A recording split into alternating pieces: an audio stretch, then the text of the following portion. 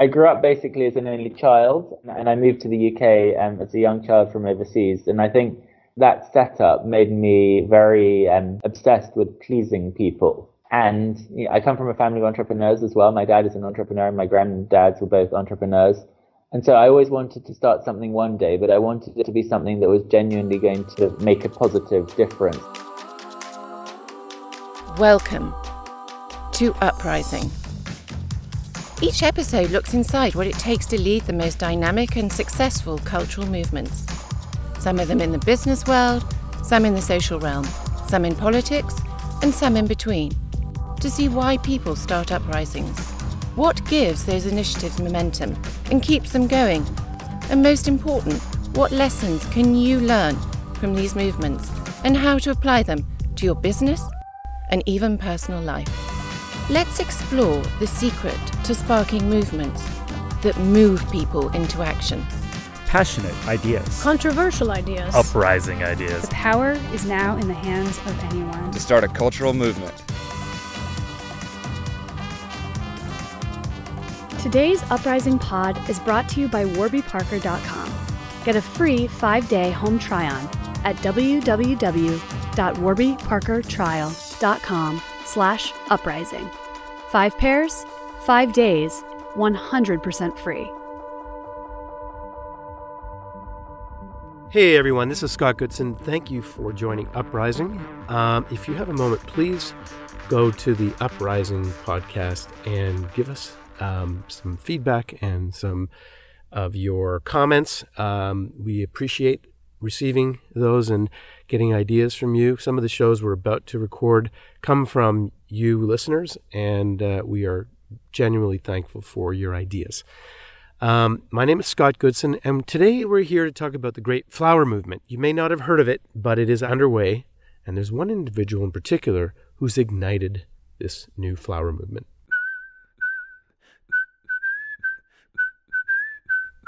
In the 19th century, during the Victorian era, people would send each other flowers to communicate. Everything had meaning: the size, the color, the shape of the flower, the placement of each in the vase. It all meant something. In fact, there were flower dictionaries to help decode the messages in each delivery. The Victorians weren't the first, of course, to use flowers to communicate. Ancient Greeks, the Romans, the Chinese show signs of flower giving in their stories. Of course, the Dutch have a great tradition with flowers and tulips. The great tulip economy rose and fell and changed the course of human history. So flower isn't anything new in particular. We give flowers to Mom on Mother's Day, to a lover to show our love, or when we want to end our relationship, or to send to someone who has lost a loved one as a sign of a condolence. Today on the Uprising Pod, we have someone who is trying to rethink and ignite a new movement with his company Bloom and Wild. Please welcome Aron Gelbard. Thank you, Aron, for joining the show today. Of course, I'm happy to be here. So if flowers have been around for centuries, how is Bloom and Wild breathing new life into this age-old industry and sparking a movement? Great question. So we also noticed that flower gifting has been around for many thousands of years, and that was one of the reasons why we were confident that it's not going to go away in the next many years, and why it appealed to us. I guess our observations were that flower buying is a very Google-led shopping mission at the moment, and other categories like takeaway or car services used to be Google-led, but in recent years, brands have evolved that have used technology to create fantastic customer experiences and build emotional connections with customers.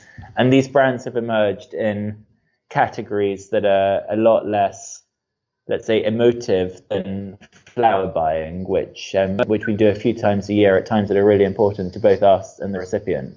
So we hope that we can build a brand that people love, underpinned by technology and logistics and floristry to create that first brand that people love. Your business reached such great success, but what movement are you trying to create with this business? And what wrong are you trying to right? We think that flower buying for the gifter should be a moment of joy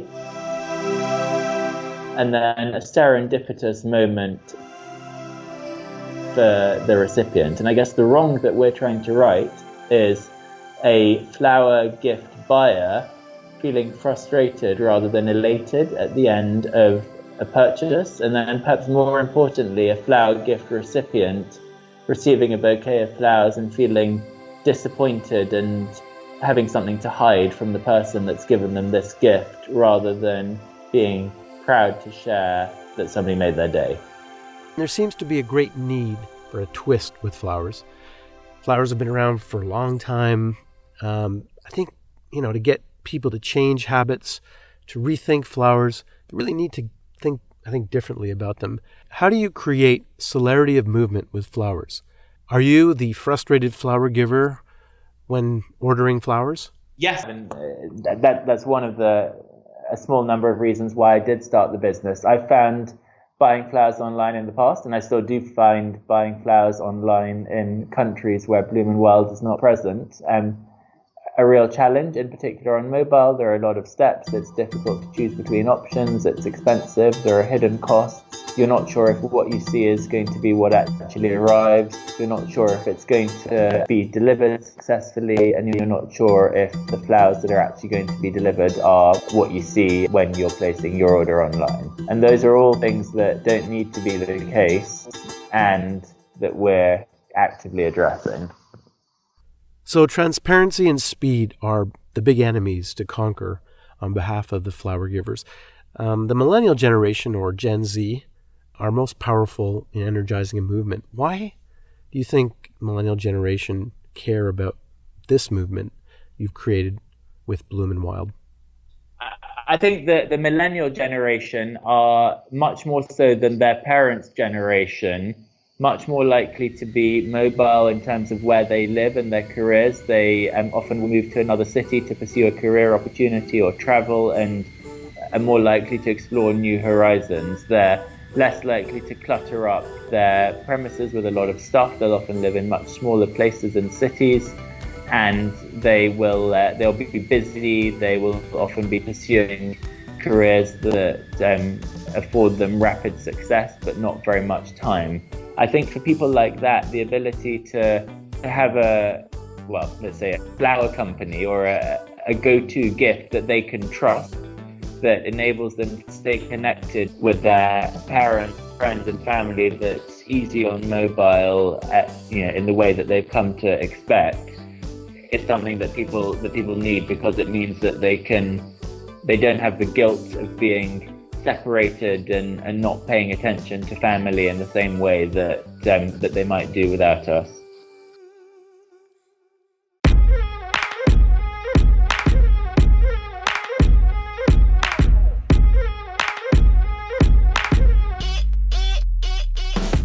Personally, I think the new generation need more creative ways to use flowers. Before this, you have a background as a consultant in Bain Capital, and then you transitioned into an entrepreneur. Was there a cultural insight that drove you from the corporate office into the world of flowers and entrepreneurism?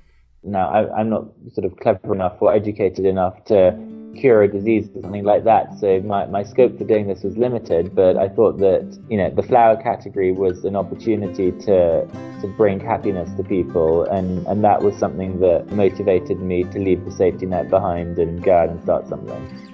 Aron, you brought happiness to the flower industry and fragrant ideas, fresh perspective. You also brought a lot of experience from Bain Capital. You're creating a tech-focused, data-driven, modern company. How did this technology help you create this movement, and how is this technology helping this movement succeed? I don't think a movement can succeed without technology nowadays. I think people discover everything and use pretty much everything through technology. It's almost a given. It's not that, if you have great tech, you'll succeed. It's if you don't have great tech, then you don't have a chance. I think once you have great tech, you then need to have other things that people expect. You need to give people something that will make them love you. I think for us, The ease of our technology has been part of it. I think our floristry and our branding has been part of it. I think it's partly care and attention to detail that we put into our customer service and in our physical product. And then it's partly the innovation we've had around delivery method and being able to do flowers through people's mailboxes. You need to give people something that will make them love you. I love that line, Aron. So say I'm on the market for a bouquet of flowers for my mother, who lives in Montreal. Why is it easier and more innovative to order from Bloom and Wild rather than from your competitors? What we've tried to do is make it possible to order flowers in literally seconds and to really pare down the number of questions that we need to ask a customer and the amount of typing that a customer needs to do, especially on a mobile device. So we do this in a few ways. Firstly, there's all sorts of information that e-commerce companies ask that they don't need to ask you. For example, you don't need to ask for a billing address, but yet a lot of companies do so because they're keen to gather data. You don't need to ask for somebody's name if they're a returning customer, because you're going to identify them by their email address. So their name is a redundant extra piece of information. And when you're on a crowded train on your way home trying to order flowers for your mother's birthday tomorrow, taking out some of that typing, which you have to do with one hand while holding on with the other hand, makes a big difference and makes it a lot easier. In addition, there's a lot of information that's stored natively on our mobile devices. Our mobile devices know the addresses of our loved ones. They know when their birthdays are. They know our payment details. So all of those things are available, yet people type them into their devices again and again, countless times each day. And by investing in mobile and explaining the benefits of for people to interact with us on mobile rather than on a computer where that information is less readily accessible, we're not making it nearly as good to interact with us on mobile. We're making mobile our best experience, and I think that's critical for nowadays. Movements have a language all their own. They kind of bubble up. They have their true north, motivate us. Unlike other flower companies, you deliver flowers in letterboxes, and they arrive pre-assembled. What is the response to the flowers being delivered in such a way? When we started, we thought that people would accept flowers through the letterbox and needing to arrange them themselves because the letterbox delivery was going to be convenient and we'd be primarily a self-purchase company. One of the things that's most surprised us is that actually we're almost exclusively a gifting company, and instead of people thinking, oh, unarranged flowers are not a suitable gift, and I think we've learned that women like to gift to other women gifts that they would like to receive themselves. And while men gifting to women might have a preconception that women want to receive a big bunch of prearranged flowers, actually, I think women understand that they themselves, and therefore other women, will enjoy the creative process of having an input into the final product. And as a result, we have ended up being a gifting company, and I think the fact that we have our product in this format is not only convenient in terms of delivery, it also has this added benefit of allowing recipients to engage in the creative process of floristry.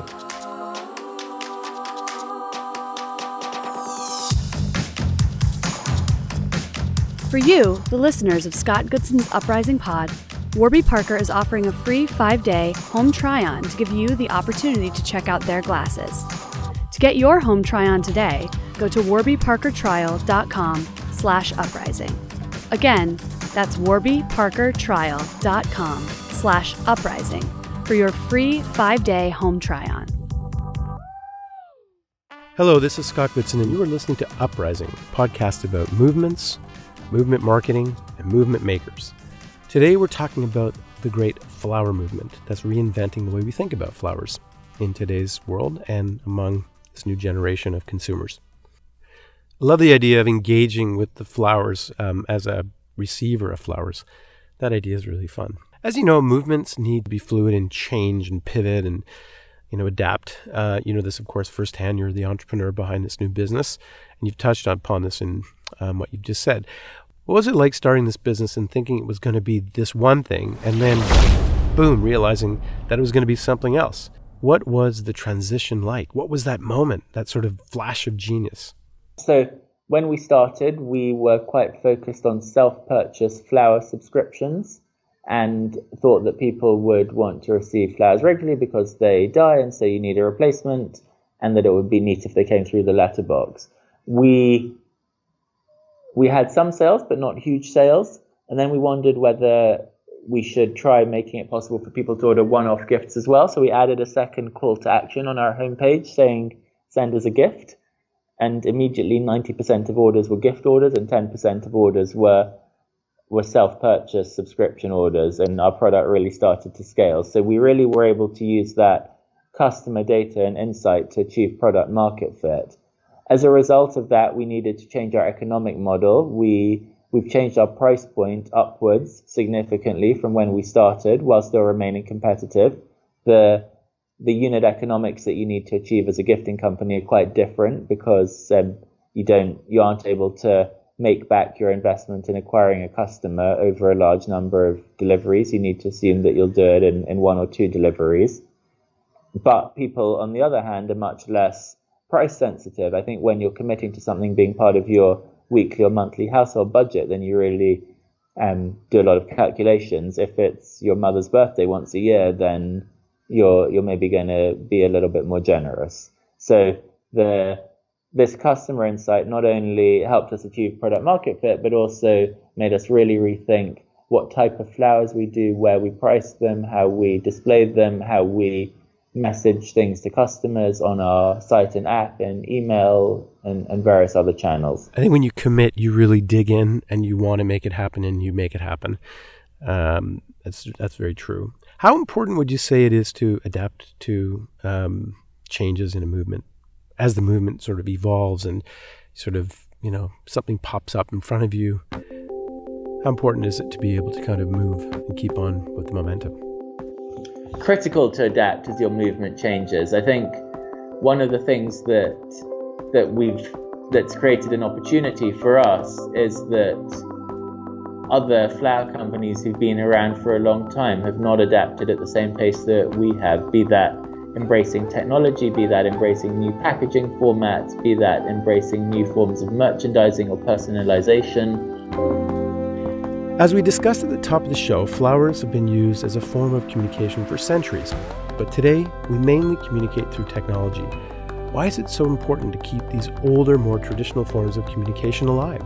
I don't think they're at odds with each other. I think Bloom and Wild allows you to communicate through technology, but also through flower gifting, which has not gone away and isn't going to go away. If you find out that a friend has had a promotion, moved into a new house, lost a loved one, is expecting a baby, these important moments in life, you could just send a WhatsApp or double tap their Instagram picture to like it. But sometimes you want to do a bit more. And as you said yourself, people have gifted flowers for centuries. And so, it's either the WhatsApp message or the bunch of flowers, or you say, we want to make sending that bunch of flowers as easy as sending that WhatsApp message, but that much more fulfilling. And that's been the approach we've taken. I think we sort of got the best of both worlds. To me, that's like, this fact that, we eventually will reject the technology, we will reject the device, and we will look back at these human interactions as a critical part of our relationship. So I think you're onto something really big. You keep saying that flowers are so powerful. Why are flowers and your movement so powerful? I think there's an inherent joy in beautiful things. I wish I understood why that was the case, but we couple up with beautiful people. We like to travel to beautiful places. We like to eat beautiful food. And we like to look at beautiful art and architecture and other beautiful things. And I don't know why we're wired that way, but I'm confident that we are. And I think flowers are a beautiful thing that nature creates that are small, portable, easy to deliver, relatively easy to transport, and have come to symbolize more than just what they are. They've come to symbolize emotion. And actually, we're very interested at Bloom and Wild in florography and the language of flowers, and different flowers have come to symbolize different things. Red roses symbolize love, for example. In many cultures, white lilies symbolize sympathy. So I guess that combination of desire for symbols and communication and appreciation of beauty put flowers in a very safe place to still be around for thousands of years to come, just as they've been around for thousands of years already.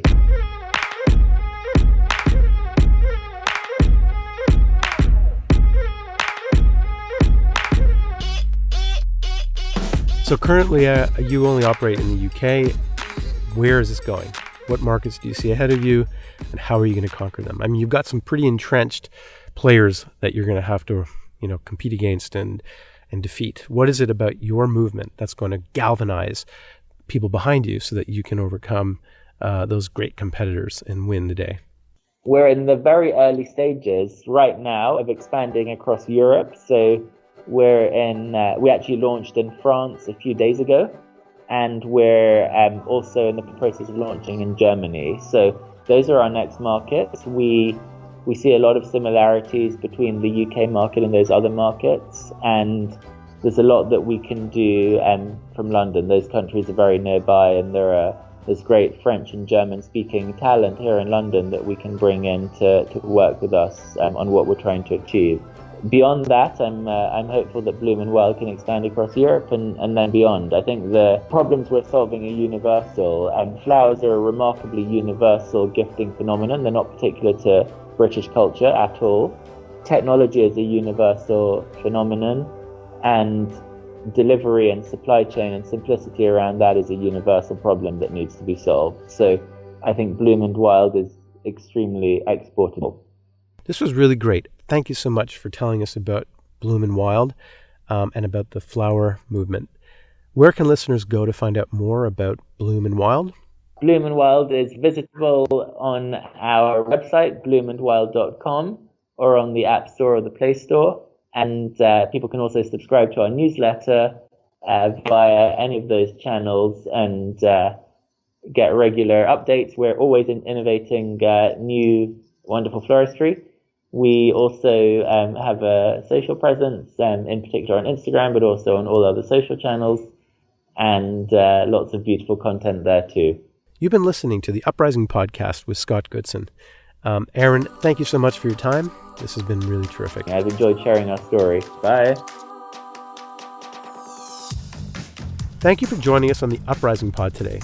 If you want to find out more about our guests or learn how to create your own movement, please go to scottgoodsonsuprising.com. You can also download the show from iTunes or where other podcasts are curated. The Uprising Pod is executive produced by Frank Olito, produced by Nicola Keneally, and edited by Russell Costanzo. With special help from Melanie Boardman, Karin Drachenberg, Philippa Freeman, Brianna Campbell, Farshad Faroudi, Mark Bruzy, Mark Issam, and Jonathan Weeks. My name is Scott Goodson, and you've been listening to the Uprising Pod. What we can learn about movements and uprisings that are shaping our world, in business, in society, and in between. For more on cultural movements and movement marketing, be sure to pick up a copy of the best-selling book, Uprising: How to Build a Brand and Change the World by Sparking Cultural Movements, available on Amazon.com. If you have a moment, please do give us a favorable review on iTunes so that our movement moves up the ranks of the iTunes podcast list. And if you have ideas for future shows, please let us know by going to scottgoodsonsuprising.com. Thank you, and speak to you soon.